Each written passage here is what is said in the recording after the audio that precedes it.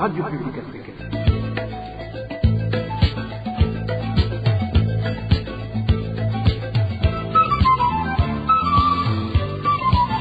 Radio Publique Africaine.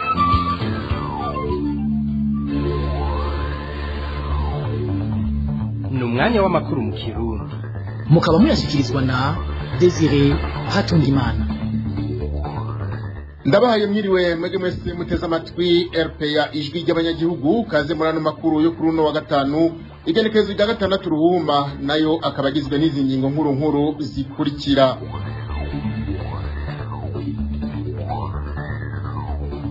Imvura nyinshi ivanze n'igihuhusi harimo n'urubura yaraye ihitanye abantu n'ibintu muri komine Cibitoke intara ya Bujumbura. Abantu batatu nibo bitavye Imana, 23 barakomereka nayo amazani ng'amajana 3 arabomoka.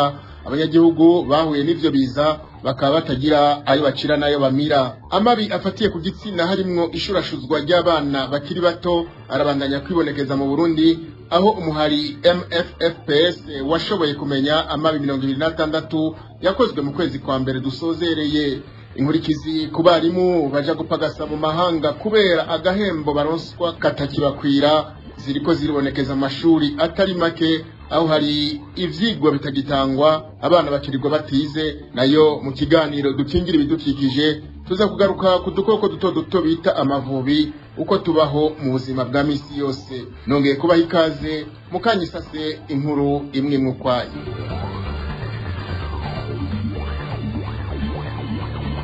Ano makuru tuyahereye mu yajanye n'ibidukikije.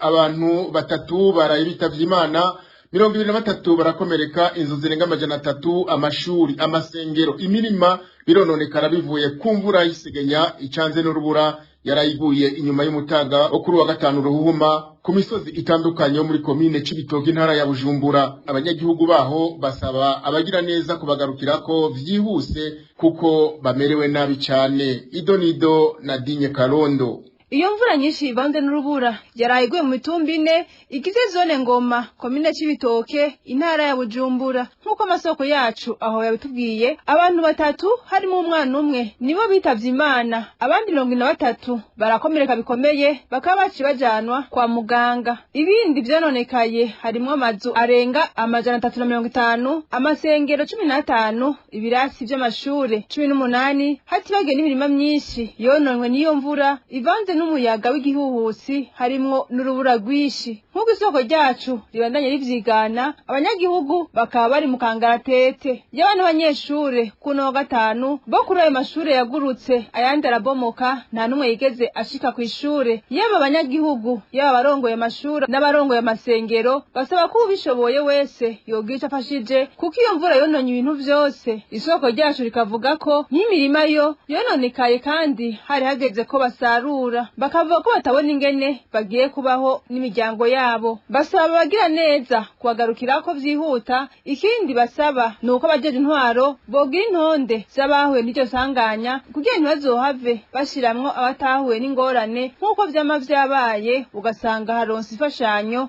abatazigenewe. Amakuru yacu tuyabandanirize mu mutekano wo mwibarabara. Amasanganya yo mwibarabara arabandanya kw'inkumbi ku mabarabara yo mu ntara za Butanyerera n'igice c'intara ya Gitega. Mu gihe c'amezi adashika 6 abantu barenga 15 barahasize ubuzima mu masanganya y'imodoka zigongana, ahanini bivuye ku muvuduko urengeje urugero no kutubahiriza amategeko y'ibarabara. Inkuru tubaza Hervé Yuhire. Impanuka zo mwibarabara zabandanya kuba ikibazo gihambaye mu bice vyinshi vy'igihugu. Mu ntara Kayanza, inzego z'umutekano zivuga ko habonetse ibitigiri vyinshi vy'impanuka mu mezi aheze. Nk'uko bivugwa n'inzego z'igipolisi muri iyo komine, impanuka hafi 60 zanditswe mu kiringo c'amezi 4 kuva mu mpera z'umwaka wa 2025 gushika mu ntango z'umwaka wa 2026. Izo mpanuka zatumye abantu 13 bahasiga ubuzima, mu gihe abandi benshi bakomeretse, bamwe muri bo ibihano bikomeye. Imvo zivugwa ko cane n'umuvuduko urenze urugero, ukutagondora neza kubatwara ibinyabiziga hamwe no kutubahiriza amategeko agenga gutwara imodoka mw'ibarabara. Igipolisi muri kino gihe kikaba gihamagarira abatwara amamodoka, amapikipiki n'abatwara imodoka zitwara abantu bose kwigeza neza no kubahiriza amategeko kugira ngo hagabanuke impanuka n'abantu bahasiga ubuzima. Muri ico gihe nyene harabaye impanuka ikomeye kuri w'Imana mw'ijoro muri komine ya Karusi. Imodoka yari kwitwara igitoro yaguganye n'imodoka ntoya isanzwe itwara abantu biyunguruza yariko ikorera ku murongo wa Gitega na Muyinga. Iyo mpanuka yari ikomeye cyane bituma abantu benshi bahasiga ubuzima, mu gihe abakomeretse baronkejwe imfashanyo bakajanwa mu bitaro n'amavuriro yo muri ako karere. Nk'uko ivyabona vyahabaye aho hantu bivuga, umuvuduko mwinshi w'ibinyabiziga vyari vyagonganye ushobora kuba ari wo ntandaro y'iyo mpanuka.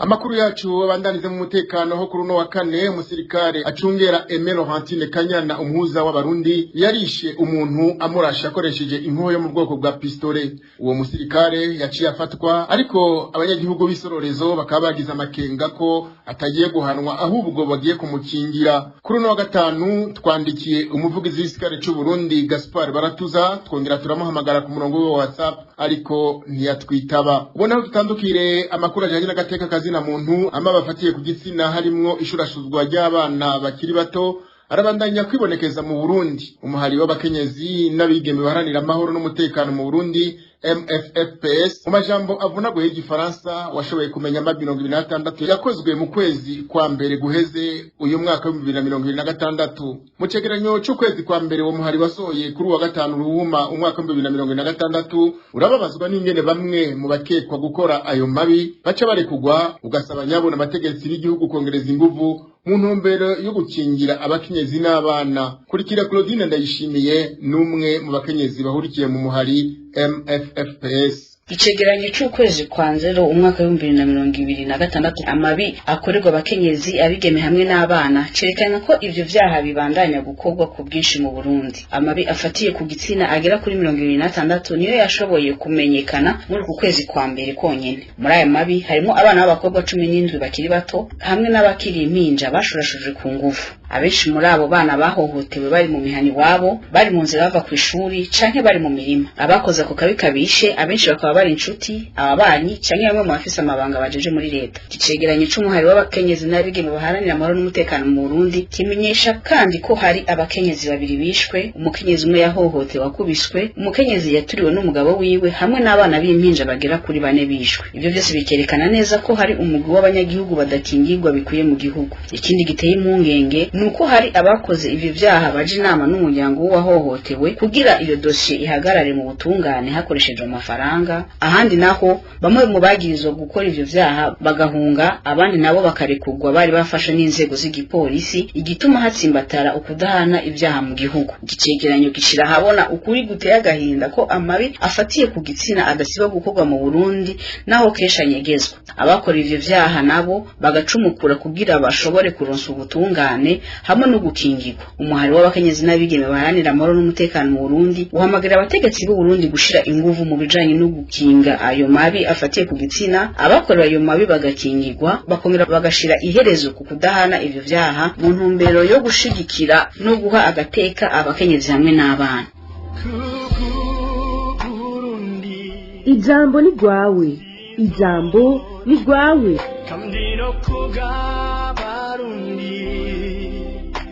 Uburundi buca buhabwa uburongozi bw'umuryango w'ubumwe bwa Afrika. President Ndayishimiye niwe mukuru w'igihugu cy'u Burundi wa mbere agiye kurongora uwo muryango kuvushingwa mu mwaka w'1963. Mugabane wa Afrika uyu munsi uhanzwe n'ibibazo byinshi harimo icuka kibi hagati y'ibihugu n'ingwano mu bihugu bimwe bimwe. Uburundi bugiye kurongora uwo muryango nabwo buri mu bihugu bitabanye neza n'ababanyi bamwe bamwe.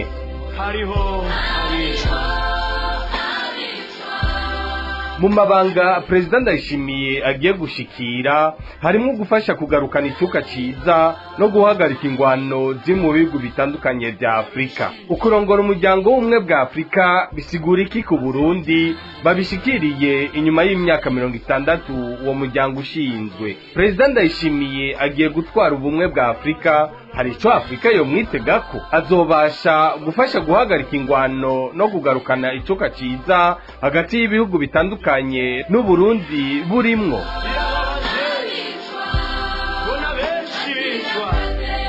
Umutwe w'ikiganiro ijambo ni gwawe Cukuru w'Imana igenkezo rya 8 Ruhuma ni Ambassadeur Jean Fasoni yajejwe amabanga atandukanye akomeye mu muryango w'ubumwe bwa Afrika, yakozemwo imyaka ishika kuri 40. Ikiganiro ijambo ni gwawe muzogikurikirana ikibiriraho ku mihoro itandukanye ya Radio RPA kuva igihe cy'isaha 12 z'umugoroba mu masaha y'Ibujumbura.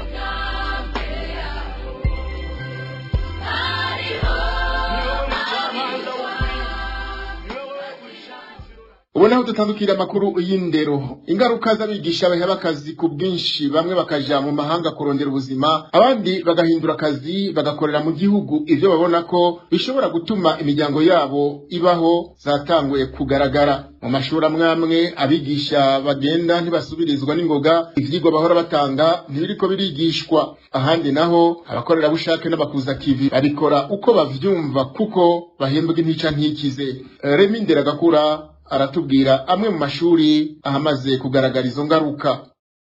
Amwe mu mashuri amaze kugaragara ko ingaruka z'abigisha baheba ku bwinshi ni nko kw'ishuri ryitwa Kananira riri muri komine Tangara mu ntara ya Butanyerera, aho mu kiringo gito hamaze guheba abigisha bashika 8 bahora batanga ivyigwa nyamukuru nk'ibiharuro, igifaransa na shimi. Iryo shuri rikaba riri ahantu hagoye gushika. Isoko ryacu muri iyo komine yemenyesha ko mu gihe abigisha bagiye batarasubirizwa, umuyobozi w'iryo shuri asa n'uwarengewe n'ico kibazo kuko abanyeshuri birirwa bicaye. Iryo soko nyene rimenyesha kandi ko umuyobozi w'iryo shuri rya Kananira yakoresha inama abavyeyi kugira batange amafaranga y'abakorerabushake, ariko bikaba bitaraja mu ngiro. Andi mashuri abigisha bahevye akazi ku bwinshi bakaba batarasubirizwa ni muri komine Muyinga. Isoko ryacu rirerekana amashuri ashika kuri 4 hari ingorane y'abigisha. Kuri lise kominare Muyinga haramaze guheba abashika 3, kuri lise kominare Munagano haramaze guheba umwe vuba, Ekofo Sanzwe haramaze guheba umwe mu ndwi iheze, Giserugari baramaze guheba abashika 4 baragiye. Murumva rero yuko ari ingorane rwose mu mashuri yegeranye nk'uko. Ni ubukene buzura inzara, gukora amakarabu gata agashahara gato cyane katagitunze imiryango, ugasanga ni ingorane. Hanyuma rero kubasubiriza naho nyine n'ikibazo, abandi babasubiriza baragorana kuboneka kuko nabo babazi igituma abambere bagataye, bacavuga ati ndofuma ndondereza ahandi mu bindi bisata. Nuko iryo soko nyene ryo muri komine ya Muyinga rimenyesha ko leta yoraba uko yogarukira igisata c'indero, kuko abigisha b'abakorera bushake n'abakusa kivi nabo badakora nk'uko bikwiye biturutse ku mafaranga bahabwa y'inica n'ikize. ikintu kibi cyane abo barimo babura, ugasanga leta iriko irakoresha abantu idahemba abantu bita bona bakorera bushake, bona bakutsa kivi. Abo bantu n'ukuri ingorane bahembwa amafaranga 100 avuye mu bavyeyi, n'ukuri ni ingorane ikomeye cyane. Usanga batariko barakora ku kazi, usanga uwo muyobozi atagira icyo amubaza kubera ntacyo aba yamuhaye. Ubumenyi rero abanyeshuri bakahombera ubumenyi, ugasanga yandere bakanovera iracyatituka cyane, mbere iracyabandanya itituka, mu gihe leta ikafata ingamba zikomeye kugira ngo bishyire inguvu z'uburyo muri icyo gisata cy'indero. Umwaka w'ishuri 2025 ushuri 2026 niwo wagaragayemo cyane gusumba abigisha baheba akazi ku bwinshi, ikibazo ubushikiranganje bw'indero udahakana ko kiriho. Arakoze Remi Nderagakura. Gutumatumanako no guhanahana amakuru hakoreshejwe imbuga ngurukana bumenyi vyabaye ndanse mu Rugombo muri komine ya Cibitoke intara ya Bujumbura. abanyagihugu baho bakidoga bavuga ko imihora hafi ya yose yo mu Burundi muri kino gihe itari kwiraborohereza, mbere bagasaba abaramutswe iyo mihora kwikebuka. Idonido na Walter Kwizera. Ikiringo c'indwi kiraheze ibijanye no guhanahana amakuru hakoreshejwe umuhora wa internet vyananiranye mu Rugombo muri komine Cibitoke. Abanyagihugu baho bavuga ko bwabo ubutumwa bugufi busanzwe, ubutumwa barungika hakoreshejwe ijwi, ivyo benshi bita audio, kurungika amafoto n'ibindi kugira bishike iyo birungitswe ukoresheje telefone bisaba gucumukura. Uyu munyagihugu aravyigana. Imyidogo kuderekeye interineti yabaye akananira abahinga niho minsi abenegihugu bakoresha amatelefoni manini kandi bakoresha interineti aridoga cyane. Igisata cya limitere kubona interineti muno minsi yananiranye yikwiga, ushaka kuntu umuntu voye cyangwa amwandikira mesaje isanzwe ntigende. Abantu rero bakigeranya n'isoko amarezo ntabwo ameze neza cyane, ntameze neza kubera murabona ko abantu kenshi bakoresha amatelefoni manini kandi bagakoresha kuri interineti, ariko mino minsi indwi yose iraheze interineti itifashe neza. Mu kababaro kenshi abanyagihugu bo mu Rugombo bidoga bavuga ko vyoba biterwa nuko benshi muri bo bakoresha umuhora wa limitel, umuhora bavuga ko vyasa n'ibigendeka mu minsi heze, naho muri kino gihe bisa n'ivyabuze. Bagasaba leta kugira ikoze kugira baronswe internet imeze neza, mu kugurura yandi mashirahamwe yobikora neza kurusha. Tongera dusaba leta ko yoturonsa kandi yindi mihora ikomeye kubera haragiraho limitere irengerwa. Urabona benshi ngo bakoresha limitere, urabona ko dufise kandi n'abantu benshi cyane b'abakongomani, ugasanga umuntu wonyine ashobora gusaba afise nk'akate simu zibiri. Urumva limitere imaze kurengwa kubera abantu benshi, ariko ni nabo yorengerwa ukuntu abantu baguma bagwirirana baba benshi, niko nabo bakwiye kuvuga ati reka twongereze inguvu mu gisata cyacu. Leta rero yuraba kandi ko yodufasha igisata cy'abishirahamwe onamobe bakayihereza ivyuma bikwiye tukaronka interineti. Ntabwo dushobora kuba tungana abantu bangana kuko se bakoresha interineti tugakoresha umuhoro umwe gusa wa limitere. Ikibazo kijanye no kwikwega k'ubuhinga ngurukana bumenyi muri komine Cibitoke kikaba caribonekeje no mu mwaka uheze, aho ishirahamwe limitere ryari ryanagerageje kubitunganya ariko bikamara kanya urumerumara. RPA ituraronka abo muri iryo shirahamwe kugira batanga umuco kuri ico kibazo. Tugushimire nawe Walter Kwizera. Tubandanize amakuru yacu mijanye n'uburimyi. Bamwe mu barimyi bo muri Buraza komine Gishubi intara ya Gitega baratewe impungenge no kubona bataronswa umwavu kugira ngo bashobore gutera ibiharage by'impeshi. Abaganiriye na radio RPA kuri uyu wa gatandatu Ruhuma umwaka 2026 bagasigura ko haheze ikiringo cababa umwaka batanze amafaranga yabo kugira bashobore kuronswa uwo mwavu, ariko amaso akaba yaheze mu nzira. Ni inkuru ya Dani Claire Iratwumva. Umwiheburo ni mwinshi muri abo banyagihugu b'abarimyi bo muri Buraza komine Gishubi, aho bamenyesha ko batararonswa uwo mwavu bakeneye kugira bashobore gutera ibitegwa vyabo. Uyu munsi bakidoga ko haheze igihe kirekire bataronswa uwo mwavu wabo kandi baratanze amafaranga yabo. Ni kuvuga dufise umubabaro w'uko atamase turiko turaronka. Mwiyumvire namwe abantu twarishe mu mpera kwezi kw'icenda mu mwaka wa 2025 gushika ayo mase twariye yaragutera ibigori. Murabona mwese ibigori ubu ko bisa n'ibigira vyere, aho nta n'urutete turaronka. Raba hageze yuko dutera ibiharage vy'impeshi, nta n'urutete turaronka. Abo barimyi bo ngaho muri zone Buraza bavuga ko uko guteba kuronswa umwavu barihiye biriko bigira ingaruka ku mwimbu wabo. Murabona iyo sasima yabaye ivuga ati abantu bafise uburyo bw'akodero ati mutange, hanyuma ati amaso azocaza nta na kimwe cabaye. Iheraba basubiye kwa kandi mahera ubuhoho turihira rimwe, naho nyene nta n'urutete turabona. Ubu aba tugeze ku itarike 6 nta n'urutete na rumwe turabona. None gayemwe ibintu by'Uburundi bigende gute? Ntitubona n'uwo tuworiri. Basaba batakambira umukuru w'igihugu Evariste Ndayishimiye gufasha kugira ico kibazo gitorerwa umuti, kuko abandi bose bituye ataco bigeze babafasha. Twavye umukuru w'igihugu, twebwe rero ntitubona ingene ariko yagenda.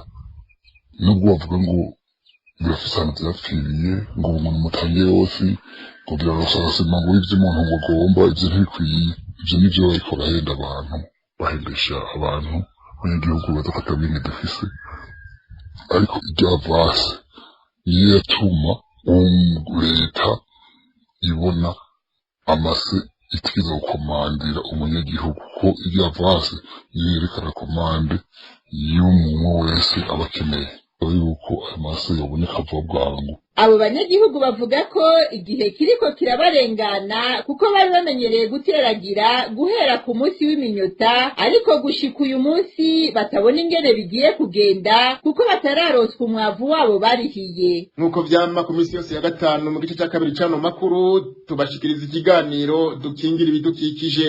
Mu kiganiro dukingira ibidukikije cyo kuri no wa gatandatu ruhuma mwaka 2026 tubayagira ibijanye n'udukoko duto duto twitwa amavubi. Muraza kumva uko two dukoko tubaho, uko twigwiza hamwe n'akamaro katwo ku binyabuzima bitandukanye harimo n'abantu. Kino kiganiro mwagiteguriwe na Eloge Divin Remesha ari kumwe na Hermes Ntibandetse. Dukingira ibidukikije. Dukingira ibidukikije ni ikiganiro gihamagarira abanyagihugu bose bisata bitandukanye kumenya ko ibidukikije ari byo soko ry'iterambere n'amagara meza ku bantu no ku binyabuzima. Ikiganiro dukingira ibidukikije mugitegurirwa mukagishikirizwa na Radio Publique Africaine ijwi ry'abanyagihugu.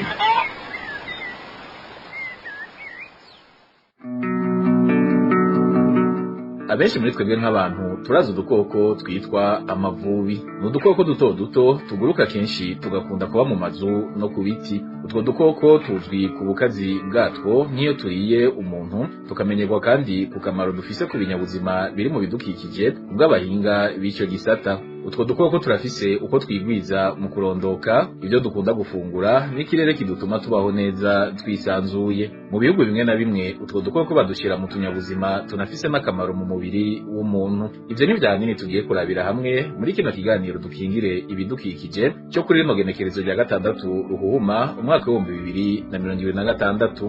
Muri kino kiganiro tuza kwifashisha bimwe mu vyavuzwe n'abahinga mu bidukikije, tukaza kandi kuba turi kumwe n'umwe muri abo bahinga aza gutanga insiguro zitandukanye kuri utwo dukoko twita amavubi. Kuri mikro muri kumwe na Eloge Divin Remesha, ndabaramukije nongera ndabaha n'ikaze.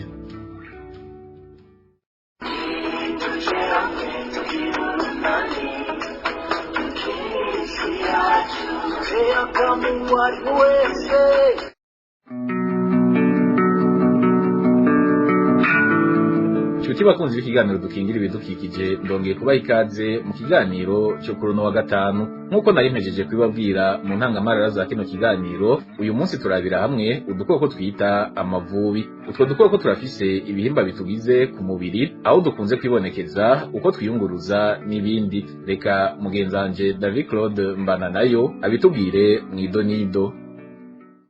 Amavubi n'udukoko duto duto dufise amabara y'umuhondo acanze n'ayirabura, tukagira umubiri woroshe. Amavubi kandi agira igihimba c'inda gitandukanye neza n'igihimba c'imbere be n'ic'inyuma, akaba akunze kwiyunguruza aguruka. Mu gihe amavubi yiyunguruza akoresha amababa ari kandi ku bihimba biyagize. Ikindi gihimba dusanga ku mavubi ni umutwe uba uriko n'amenyo. Mu kwiyunguruza kandi amavubi agenda yizungurukako mu buryo bwihuta aho aba ari. Iyo ahagaze akunze kuboneka ari ku biribwa canke ku binyobwa birimwo cane cane isukari. Amavubi akunze kwibonekeza kenshi mu mihana, mu masoko no mu bindi bice cane cane mu bihe haba hashushe n'izuba ryinshi. Aho amavubi akunze kwibonekeza haba hari ivyari yiyubakiye, aho ni nko mu mazu hamwe no ku biti cane cane. Ivyo bikaba bituma amavubi ashirwa mu bizima vyegeranye n'abantu, bikanatuma abenshi banayatinya iyo bibutse ubukazi bwayo yerekana ku muntu ayacokoje. Abahinga mu bijanye n'ibidukikije bavuga ko ubundi amavubi atawatera iyo atayacokoje, kandi ko ayabikoze aba ari uburyo bwo kwigwanako abonye ko ageramiwe. Naho amavubi atinywa cane cane n'abantu, akenshi tuyabonamwo ububabare atera ko yariye. Abahinga mu bijanye n'ibidukikije bamenyesha ko anafise n'akamaro katari gato ku bidukikije. murumvise mu ncamake ibihimba bigize ivubi aho turisanga akenshi hamwe n'uko agendagenda yiyunguruza. Utwo dukoko turi kandi no mu mugwi w'udukoko twitwa Hymenoptères nk'uko bishyikirizwa n'abahinga mu bijanye n'ibidukikije. Hano umwe muri abo bahinga asanzwe ari n'umutumire muri kino kiganiro cacu, Muhimpundu Jean Paul, arasigura uko amavubi afungura be n'ukungene yigwiza. Gakoko yita ivubi mu gifaransa bita guêpe. Ivubi riri mu dukoko tuguruka, kari mu mugwi w'ivyo bita Hymenoptères mu gifaransa. Muri uwo mugwi dusangamwo imigwi myinshi ifise ivyo ihurirako cane cane, ariko ifise n'ivyo bidahurirako. Ivyo iyo migwi yose ihurirako, ubwa mbere hariho ukwingana taye. Usanga amavubi kenshi angana hagati ya santimetero 1 na santimetero 5. Ivyo zifungura. Bwa kabiri amavubi menshi usanga yihereza utuntu tw'udukoko bita ama insectes, hanyuma igafungura kandi ivyamwa n'ivyerekeye amazi bivoma mu mababi y'amashurwe bita nectar. Ikindi kandi usanga amavubi ahuriyeko ni ingene zirondoka, reproduction. Amavubi mu kurondoka ararongorana par voie sexuelle mu gifaransa. Haraba ikigabo n'ikigore, hama bigata amagi, hama bikavyara. Udukoko twitwa amavubi turafise akamaro ku binyabuzima. Umuhinga mu bijanye n'ibidukikije Muhimpundu Jean Paul avuga ku vyerekeye akamaro ku binyabuzima, atangura amenyesha ko abantu badakwiye kubona amavubi nk'udukoko tubi kuko tugira akamaro ku biterwa bishobora kugwira kubera yabigizemwo uruhara. Anongera ko amavubi ashobora no gukingira abantu mu kurya udukoko dushobora kubateza ingwara zimwe zimwe. Nubwo ashobora no gutera ibibazo cane cane kuvyerekeye allergie, nzorabe ivubi rikuriye irababaza, rigusigamwo ubumara, ivyo bita amapicure de guêpe, birababaza. Ni nk'uko yigushizemo rurya ruboyi, usanga ivubi ishobora kukubabaza ikongera ikagutera no kuvyimba, kubera rigusigamwo ivyo bita ubumara canke mu gifaransa twokwita nk'amatoxine. Nubwo biruko rero, burya amavubi arafise akamaro kadasanzwe. Hariho akamaro ka mbere, ikwirakwizwa ry'ibiterwa. Burya amavubi twavuze yuko zikunda gufungura udukoko bita ama insectes. Burya hajya zija kurondera ivyo zifungura ku mashurwe, ku mababi y'ibiti, amavubi arafasha cyane muri pollinisation des plantes, kuvuga ikwirakwizwa z'imbuto zija gufasha gukwirakwiza ibiterwa. Hariho kandi kugabanya ikwirakwizwa ry'ubundi bukoko twavuze vy'ama insectes amavubi arya, kuvuga ko ama insectes ashobora kuba yotera ingorane ku bantu caka tuteza ingwara. Urumva rero hari ico bita mu Faransa contrôle des populations d'insectes. Akamaro k'amavubi ntikagarukira kuri ivyo biterwa gusa, kubw'abahinga mu bijanye n'ibidukikije. Ibindi amavubi ashobora gufasha ibinyabuzima na cane cane ibiremwa muntu turabigarukako mu gice gikurikira. Uwo munyagihugu yahora abura hari toborera canke nyina agatinya no kuritobora kubera gutinya. Uwo mutura ku mutwe butaratamanzura iyo yiteye mu ngundu y'igitoke canke iyo yisakiye mu gisaka, aho naho atari karakinja mu mukenke ukamuha imikoro akabona kwikora mu gahogo.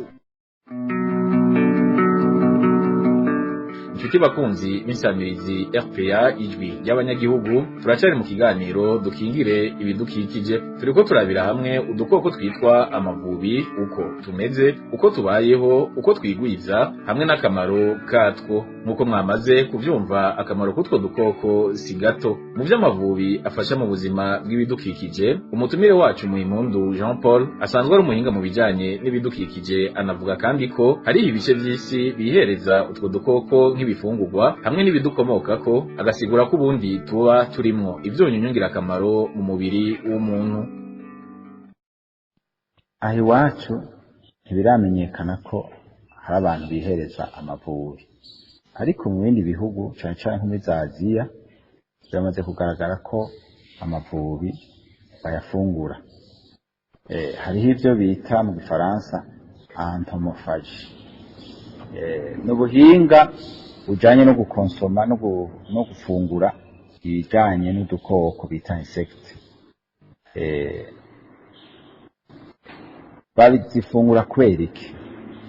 Burya ayo ma insect, ayo mavubi arimwo ivyankenerwa ku bantu, harimwo amaproteine, harimwo amagrese, harimwo n'ayandi manitima nk'amaseri minero.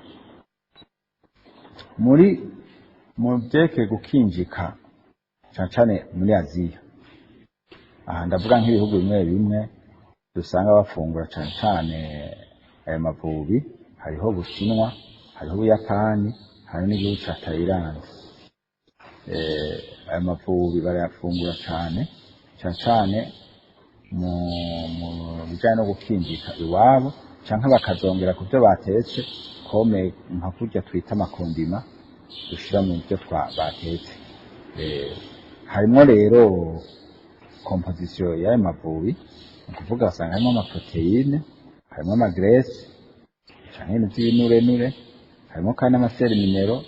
Amaseri minero dusanga harimo amafer, amazinc n'amakasiyo. Amavubi aratanga ubuki hamwe hamwe, iwacu ntikunze kugaragara cane, aho dukunze kuyabona, ariko ayo mavubi usanga aba mu migwi bita koloni, arashobora kuba menshi hanyuma agatanga ubuki. Kiretse kwihereza nk'ibifungurwa canke kwihereza ibikomoka ku mavubi, umuhinga Muhimpundu Jean Paul avuga kandi ko hari n'abantu bamaze gutera intambwe mu kuyakoresha mu buvuzi. Iyo mutumire akaba atomora ko ivyo vyibonekeza cyane muri bimwe mu bihugu biherereye ku mugabane wa Aziya. Amavubi kandi muri ivyo bihugu biteye imbere arakoreshwa mu kuvura indwara zimwe zimwe, harimo amallergie canke ivyo bita auto-immune. Aha bikomeye cane bakunda gukoresha ni ni hajya biteza ajya maboyi y'inzuki canke y'amavubi kugira bavura indwara kanaka. Ivyo tuvyumva cane mu Bushinwa, kuko ngo bafise ubuhinga busanzwe bakoresha science bita apiculture, aho bakoresha zijya mboyi z'inzuki canke amavubi. Bakunzi b'insamirizi RPA n'ibiganiro ibashikiriza, ni no kuri izo ntererano z'umutumire Muhimpundu Jean Paul asanzwe ari umuhinga mu bijanye n'ibidukikije. Ikiganiro dukingira ibidukikije cyo kuri rino genekerezo rya 6 Ruhuma umwaka wa 2026 kigarukiye. Tweko turabira hamwe ikinyabuzima twitwa ivubi, mukaba mwumvise uko utwo dukoko tubaho, uko turondoka, aho dukunze kuba, hamwe n'akamaro dufitiye ibinyabuzima bitandukanye, harimo na twebwe ibiremwa muntu. Nshimira umutumire Muhimpundu Jean Paul yemeye kuduha umwanya wiwe agatanga intererano zitari nke ku bijanye n'amavubi. Ndabashimiye namwe mwese mwaduteza abiri kuva mu ntango za kino kiganiro gushika aho kigarukiye. Ndashimiye kandi n'abagenzanje bo mu gisata cy'ibiganiro dukingire ibidukikije twafadikanije mu gutegura kino kiganiro. Eloge Divin Remesha nakibashikirije nkaba ndabikebanuye, ndabifuriza amahoro iwanyu mu banyu no mu byanyu, naho ku munsi wa 5 w'indwiza mu kindi kiganiro dukingire ibidukikije. Cyari ikiganiro dukingire ibidukikije. ikiganiro mutegurirwa mukagishikirizwa na Radio Publique Africaine ijwi ry'abanyagihugu ku minsi yose ya gatanu. Nino kuri kino kiganiro dukingire dukikije duciye dusozera ko ano makuru yacu mwakoze kudutega amatwi mugire amahoro mu banyu no mu vyanyu.